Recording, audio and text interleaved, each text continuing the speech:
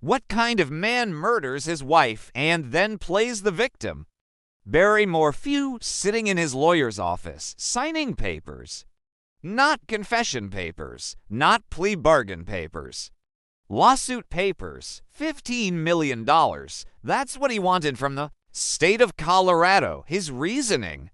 They ruined his life by accusing him of murder. His wife was still missing, still out there somewhere. Still voiceless, and he wanted to get paid for it. This isn't just about injustice. This is about a level of audacity so breathtaking, so calculated, so twisted that it rewrites everything you think you know about grief, about guilt, about the kind of evil that wears a victim's mask. Before we dive deeper into this shocking case, make sure to subscribe to NWAMI Casebook for more true crime stories that expose the truth behind the headlines. Hit that subscribe button now. You won't want to miss what's coming next. Before we dive into the lie, let's talk about the woman who was murdered more than becoming a headline. Suzanne Morphew wasn't just the missing wife. She was a mother who drove hours to watch her daughters play volleyball. She was a woman who fought cancer twice and won. She was a friend who remembered birthdays and brought casseroles when people were hurting. She had this laugh. Her daughters will tell you that could fill a room. She posted Bible verses on Facebook. She worried about her marriage. Yes, but she worried about everyone. That was Suzanne. She carried the weight of other people's problems like it was her job. She was 49 years old. She was planning a life after her daughters went to college. She was learning to live with a husband who'd grown cold, distant, controlled. She was trying to figure out how to be happy again. And someone decided she didn't deserve that chance. Her name was Suzanne, not the victim, not the missing woman. Suzanne, remember that name. Because someone tried very hard to erase it. Mother's Day 2020, May 10th. COVID had the world locked down, but in Salida, Colorado, the mountains were calling. Suzanne was going for a bike ride? At least, that's what Barry said. She left the house around 10 a.m. Beautiful day. Perfect for a ride along the river trail she knew like the back of her hand. She never came home. Her bike was found. Alone. Abandoned. Like she'd just vanished. But here's what's haunting about that moment. How many of these stories start exactly the same way? Woman goes for a walk. Woman goes for a run. Woman goes for a bike ride. And ends with a man shrugging his shoulders, saying, I don't know what happened. She just disappeared. Like women are dandelions. Like we just blow away in the wind. Barry called 911 that evening. Calm voice. Concerned. Husband. My wife went for a bike ride and she never came home. Listen to those 911 calls if you can find them. Listen to the tone, the pacing, the careful words. Does that sound like a man whose world just shattered? Or does it sound like a man reading from a script? Barry Morphew was good at playing the part. Worried husband, devoted father, man devastated by the unthinkable. He had answers for everything. Suzanne went for a bike ride. He was at work. He came home to an empty house. He called friends. He called police. He did everything right. Except for the truck GPS showing him near where her bike was found. Except for the phone calls he made to Suzanne after she was already dead. Calls that pinged off towers nowhere near where he claimed to be, except for the hotel room he cleaned out the day she disappeared. The same hotel room where he'd been meeting his mistress, except for the tranquilizer, darts, the same animal sedative found in his truck, on his property, in his possession, except for the fact that he couldn't stop changing his story. First, he was working. Then he was doing a job in Denver. Then he was. Well, the story kept shifting like sand. The FBI was watching, building a case, connecting dots. And on May 5th, 2021, they arrested him. Murder in the first degree, tampering with evidence, tampering with a deceased human body. Finally, you think, justice. But here's where the story takes a turn that'll make your blood boil. April 2022, prosecutors dropped the charges, not because Barry was innocent, not because they got it wrong, because they weren't ready for trial, because they needed more time. More evidence, because the system designed to protect women like Suzanne, failed her again. Barry walked free, and then he got an idea. Here's where the story becomes something else entirely. Where grief becomes greed. Where victim becomes predator. Barry Morphew, the man whose wife was still missing, whose daughters were still grieving, whose community was still searching for answers, decided he was the real victim here. He filed a federal lawsuit against the state of Colorado, the FBI, and everyone involved in his prosecution. $15 million.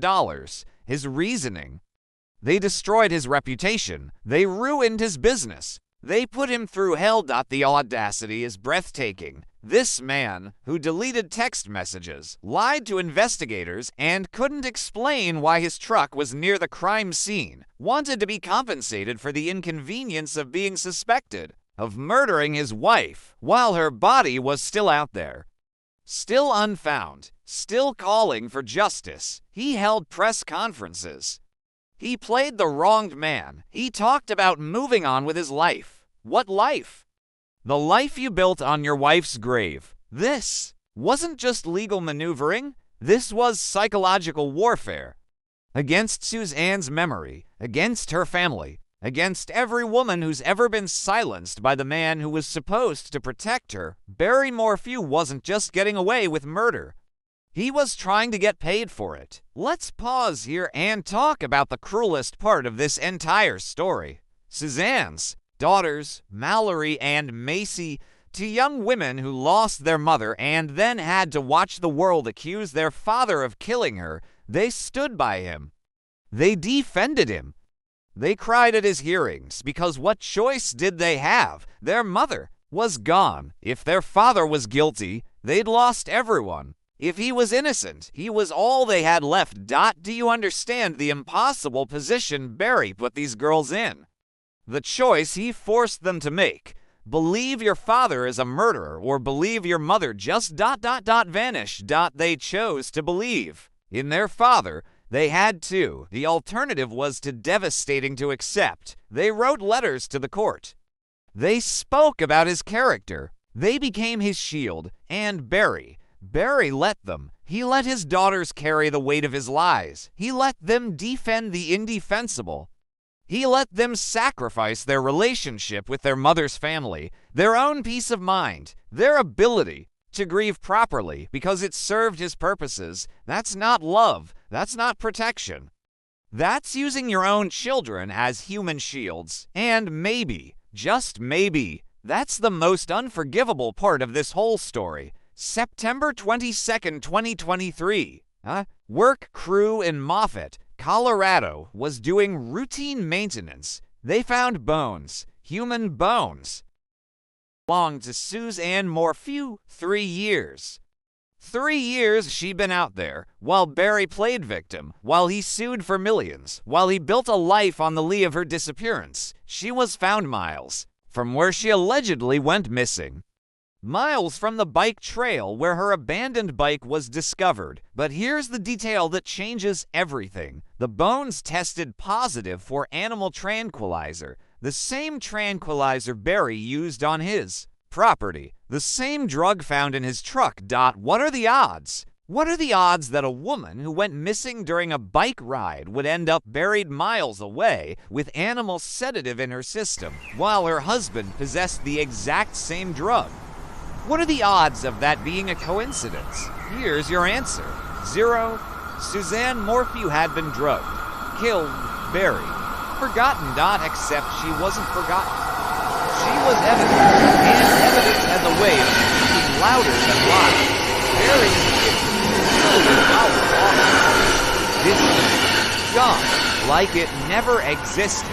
September 2024, the court threw out his claims. No payout, no vindication, no victim status. Just a man whose lies were catching up to him. Because when your wife's bones are found with your tranquilizer in them, it's hard to play the wronged husband. When the evidence literally speaks from the grave, your lawsuit becomes what it always was, a sick joke. Barry had spent 2 years playing victim, 2 years demanding money for his ruined reputation. A reputation that was ruined by false was ruined by the dot. And now, just this week, the story takes its final turn. June 18th, 2025, a grand jury in Colorado issued a new indictment. Barry Morphew. Murder in the first degree. June 20th, 2025, 3 days ago, Barry was arrested again. This time, they're ready. This time, they have Suzanne's remains. This time, they have the tranquilizer evidence. This time, they have a case built on bones that don't lie. Barry's free ride notebook is lost. Red dot hits. Exposed dot is live. Finally catching up. For 5 years, Barry Morphew has walked free while his wife's body decomposed in the Colorado wilderness. He dated other women. He played golf. He sued the state for millions. And Suzanne. Suzanne was silent, voiceless, reduced to scattered bones in a place no one would think to look, but bones tell stories. Bones don't lie, and when they found hers, they told the truth Barry had spent 5 years trying to bury. Let's talk about how close this came to being a different story. How close Barry Morphew came to walking away completely. The prosecution dropped charges in 2022. They weren't ready. They needed more evidence. They needed more time. And while they were getting ready, Barry was suing for $15 million. While they were building a case, he was building a new life. While they were searching for justice, he was playing victim. This is what privilege looks like. This is what manipulation looks like. This is what happens when a man who understands the system uses it against the woman he killed. Barry Morphew is white. He's charming. He's well-connected. He knows how to cry on command and play the wronged husband. If he'd been a different type of man, a different color, a different class, a different level of charisma, do you think he would have walked free for 5 years? Do you think he would have gotten to sue the state? Do you think he would have gotten to play victim while his wife's bones were scattered in the wilderness? The system almost failed Suzanne Morphew. It failed her for 5 years. And how many other killers are walking free right now because we weren't ready? How many other women are still waiting for justice because their killers know how to work the system? How many other Suzannes are out there, voiceless, while their murderers play victim? Suzanne Morphew, say her name. She was 49 years old. She was a mother. She was a fighter. She was trying to find happiness in a marriage that had grown cold. She didn't vanish. She didn't disappear. She didn't abandon her children. She was silenced, but silence only lasts until someone decides to listen. And when they found her bones, when they tested them, when they matched the tranquilizer to her husband's supply, Suzanne finally got to speak. She got to tell the truth Barry had tried to bury with her body. She got to point the finger at the man who took her life and then tried to profit from her death. She got to expose the lie he'd been living for 5 years. Barry Morphew thought he was clever. He thought he'd gotten away with it. He thought his charm, his tears, his lawsuit would be enough to rewrite history. But you can't rewrite the truth that's written in bones. You can't sue your way out of murder. You can't play victim when you're the predator. 3 days ago, Barry Morphew was arrested again. This time, Suzanne's voice guided them. This time, her bones spoke louder than his lies. The trial hasn't started yet, but the truth is already out there, written in calcium, and betrayal spelled out in tranquilizer and time. Suzanne Morphew deserved better than the husband who killed her. She deserved better than the system that almost let him walk free. She deserved better than being forgotten while her murderer played golf and dated other women. But in the end, she got something else. She got her voice back, and that voice is saying, remember me. Remember my name. Remember that I didn't just disappear. I was taken. I was silenced. I was buried. But I'm still here. I'm still speaking. I'm still fighting. And I won. If this story made you furious, good. Let it Feel it? Hold on to it, because silence protects killers. And women like Suzanne Morphew deserve more than silence. They deserve justice. They deserve truth. They deserve to be remembered not as victims, but as fighters who never stopped speaking, even from the grave. Her name was Suzanne Morphew, and she refused to be forgotten. Don't let stories like Suzanne's go unheard. Subscribe to NWAMI Casebook for more true crime investigations that give voice to the voiceless. Hit that subscribe button, share this story, and help us keep fighting for justice. Share this story. Share her name. Share the truth, because the only thing worse than being silenced is being forgotten. And with your help, Suzanne Morphew will never be forgotten. Subscribe to NWAMI Casebook now.